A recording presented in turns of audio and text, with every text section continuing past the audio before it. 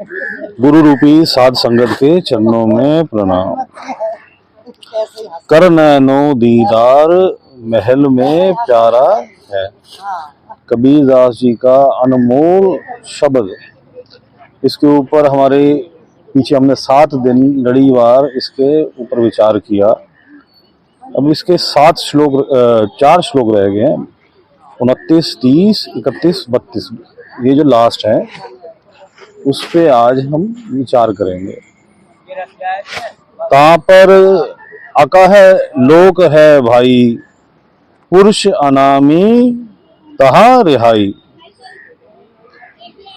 भाई इससे आगे जो है अकह लोक,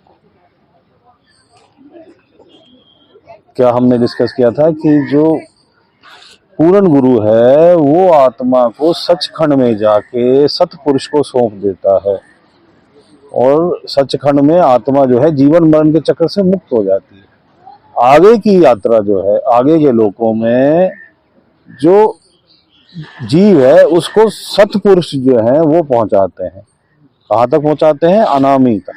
अकह को अनामी भी कहते हैं।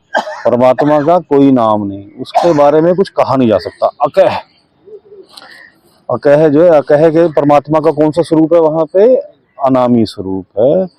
पुरुष अनामी, मालिक जो है अनामी है, जिसके इर्द गिर्द अरबों खरबों ऐसी ये त्रिलोकी की जो प्रकृति है, ये त्रिलोकी का जो ब्रह्मांड है, ये सृष्टि जो है ऐसी करोड़ों सृष्टियां जो है, अरबों खरबों अनगिनत सृष्टियां जो है उसके अधीन है, जो उसके चक्कर लगा रही है। जो पहुंचा जानेगा वाही, कहन सुनन से न्यारा है। उसके बारे में कुछ कहा नहीं जा सकता, उसके बारे में कुछ कहा नहीं जा सकता। अकह लोग जो है उसके बारे में संत जन भी वहां जाके चुप हो जाते हैं, उसका व्याख्यान नहीं कर सकते। क्या व्याख्यान करें? कोई भाषा ही नहीं है जिससे उसको एक्सप्लेन किया जा सके। ये संसार की भाषा जो है वो उसकी एक्सप्लेनेशन में नहीं दे सकती, इसलिए संत हल्का हल्का हिंट दे देते हैं। बस हिंट से ही हम जो है अंदाजा लगा देते हैं। वो अरबों खरबों ना जाने कितने सूरज और कितने चंद्रमा के जितना प्रकाशमान अनामी पुरुष परमात्मा का स्वरूप, जो परमात्मा के एक रोम के बराबर है, जहाँ ना आत्मा जो है, ना पुरुष है, ना स्त्री है, और ना जो समय है। ये जो समय यहाँ चल रहा है वो समय भी नहीं है, तत्व भी नहीं है। माया तो क्या सचखंड, माया भी नहीं है, काल भी नहीं है, काल का प्रवेश ही नहीं। वो कहने सुनने से न्यारा है। काया भेद किया निर्वारा, यह सब रचना पिंड मझारा। कबीर दास जी कहते हैं कि मैंने जो काया के अंदर जो है, ये हमारे शरीर के अंदर जो है जो सारी रचना हो रखी है, कैसे कैसे जीव जो है परमात्मा की प्राप्ति में चलता है, कौन कौन से सिस्टम से चलता है, और ये परमात्मा ने कैसा खेल रच रखा है शरीर में, इसका सारा व्याख्यान मैंने विस्तार से कर दिया है। माया अवगत जाल पसारा, सोग कारीगर भारा है। ये माया ने काल के साथ मिलके ये जाल फंसाया हुआ है जिसमें सब आत्माएं फंसी हुई हैं और वो सतपुरुष परमात्मा की तरफ चल नहीं पाती, अनामी पुरुष तक पहुंच नहीं पाती, माया के जाल में फंसी हुई है। सो कारीगर भारा है, आदि माया कीनी चतुराई, झूठी बाजी पिंड दिखाई।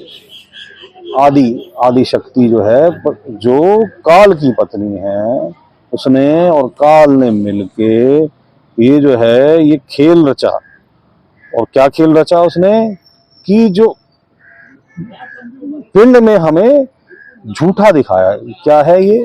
असल में सारा खेल जो है ब्रह्मांड, सचखंड है, सचखंड में ब्रह्मांड में, ब्रह्मांड का प्रतिबिंब पड़ा अंड पे, और फिर अंड के प्रतिबिंब को उसने कॉपी को शो कर दिया। कहाँ पे? जो है पिंड में, अंड का पिंड में कर दिया।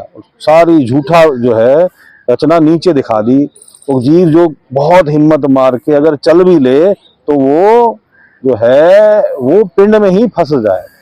ये माया और काल का खेल है।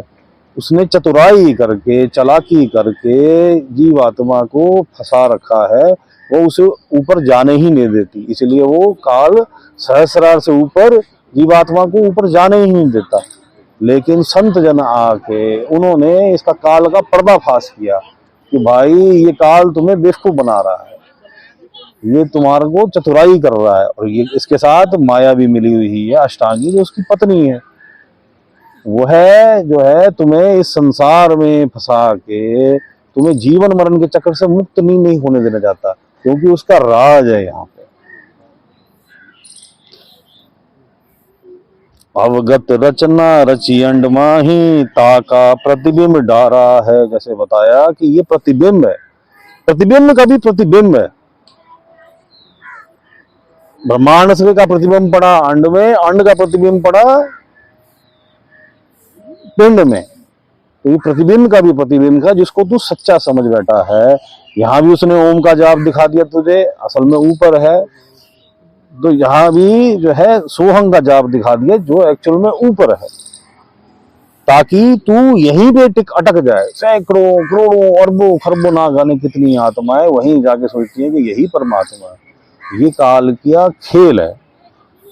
कबीरदास जी आगे कहते हैं, शब्द विघंगम चाल हमारी, कहे कबीर सतगुर दैतारी। विहंगम, 4 प्रकार की चालें होती हैं। यहाँ कबीरदास जी किस चाल की बात कर रहे हैं? वो कर रहे हैं मेरी जो चाल है वो विहंगम है। 4 प्रकार की कौन सी चालें होती हैं जब आत्मा परमात्मा के लिए चलती है? चींटी की चाल, मकड़ी की चाल, मीन चाल, मछली की चाल, और विहंगम, विहंगम मतलब पक्षी की चाल। जब जीव ये नीचे के चक्रों में फंसा होता है, जब परमात्मा की तरफ चल रहा होता है, तो वो चींटी की चाल चल रहा होता है। चींटी जिस प्रकार बार बार चढ़ती है और काल उसे गिराता है, जीव को बार बार काल गिराता है, हटाता है, उसका ध्यान भटकाता है। वो प्रेम का सहारा लेके, प्रेम दृढ़ विश्वास करके परमात्मा पे और श्रद्धा करके, आस्था करके उस मार्ग पे चलती है। बड़ी लंबी यात्रा होती है उसकी, कई जन्मों की।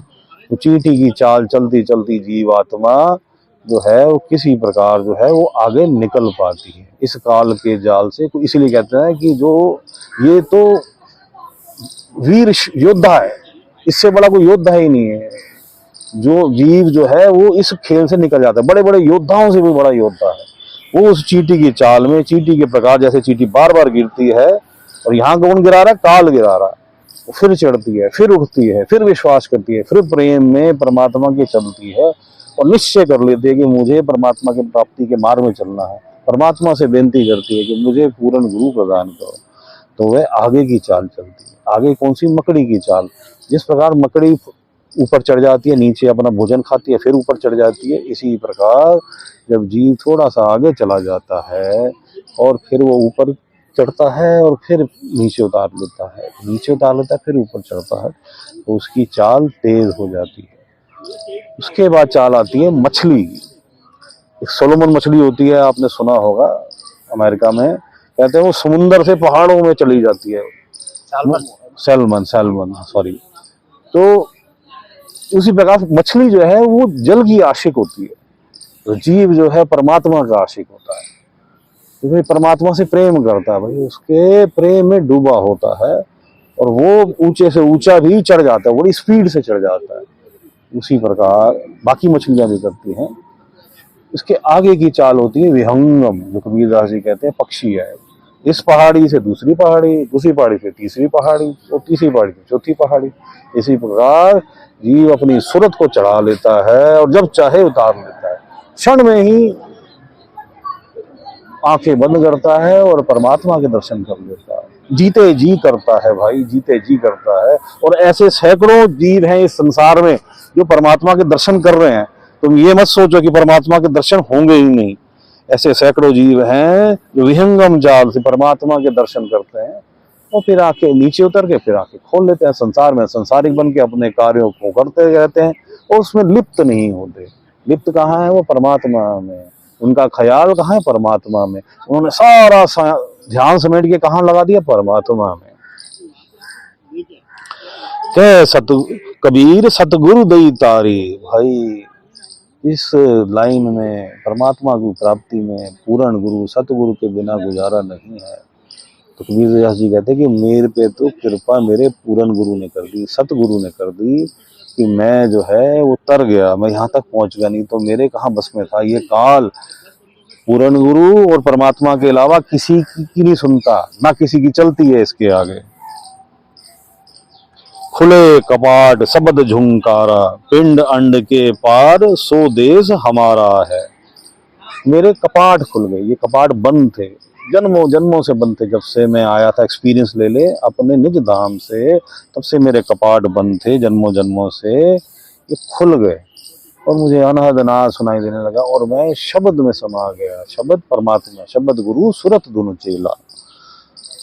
और ये जो अंड पिंड के पार जो देश है, अंड से भी जो पिंड है, पिंड के बाद अंड आ गया, इन दोनों के पार जो ब्रह्मांड है और ब्रह्मांड से हम सचखंड पहुंच रहे हैं। तो भाई वो है हमारा देश। कबीरदास जी कहते ये नहीं है, ये नकली देश है, ये तो छाया है, ये तो प्रतिबिंब है, ये तो अंदर के चक्रवी जो है काल ने प्रतिबिंब बना रखा है।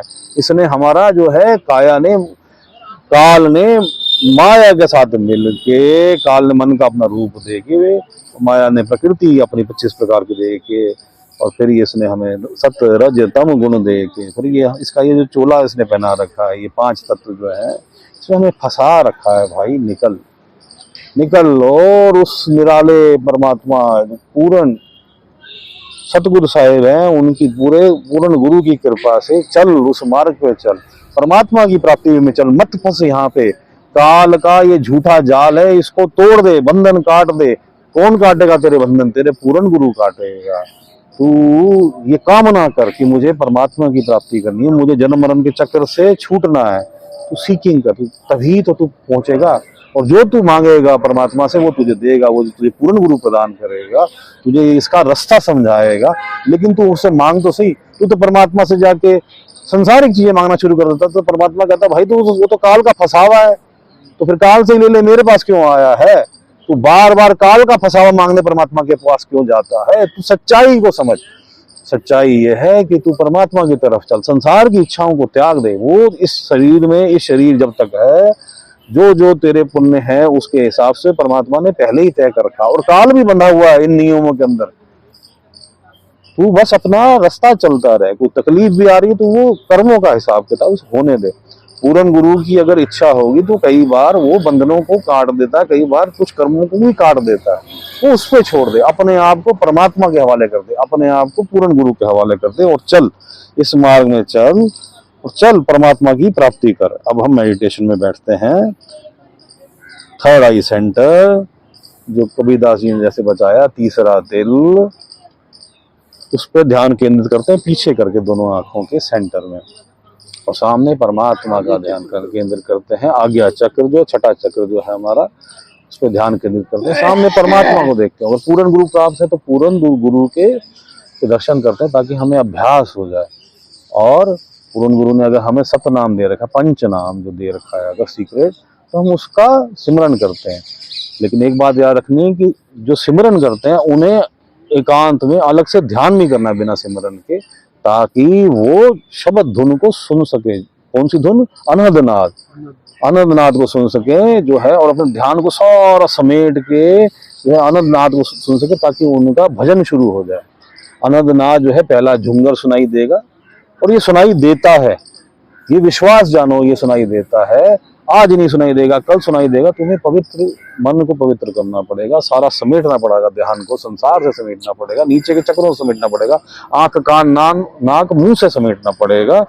तो तेरा ध्यान जब लग जाएगा, जब गुरु देख लेगा कि भाई ये इस लायक हो गया है, तो वह जो है कृपा करेगा।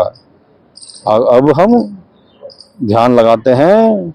मालिक सबका भला करे, मालिक सबका भला करे।